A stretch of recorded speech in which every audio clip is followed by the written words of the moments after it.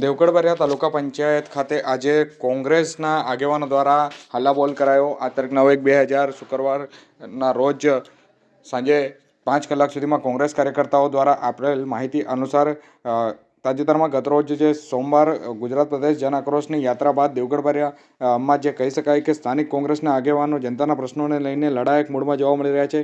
જન આક્રોશ યાત્રા બાદ પહેલા મનરેગા મુદ્દા પર જાહેરમાં જે બેનર લગાવતા વિરોધ નોંધાવવામાં આવ્યો હતો, ત્યારે આજરોજ દેવગઢ બારિયાના કોંગ્રેસના આગેવાનો દ્વારા તાલુકા પંચાયત કચેરીમાં જે મનરેગા સંબંધિત ગંભીર અનિયમિતતાઓ અંગે રજૂઆત કરવામાં આવી હતી. કોંગ્રેસના આગેવાનો દ્વારા રજૂઆત કરતા જણાવ્યું હતું કે મનરેગા યોજનામાં સામાન્ય લોકોની જાણ બહાર તેમના નામે બેંક એકાઉન્ટ ખોલવામાં આવ્યા છે અને તેઓ એકાઉન્ટમાં તેમની જાણ વગર નાણાં ઉપાડી લેવામાં આવે છે. આ સમગ્ર મામલે જતીન બાલવાણી દ્વારા લેખિત અને મૌખિક રજૂઆત કરવામાં આવી હતી.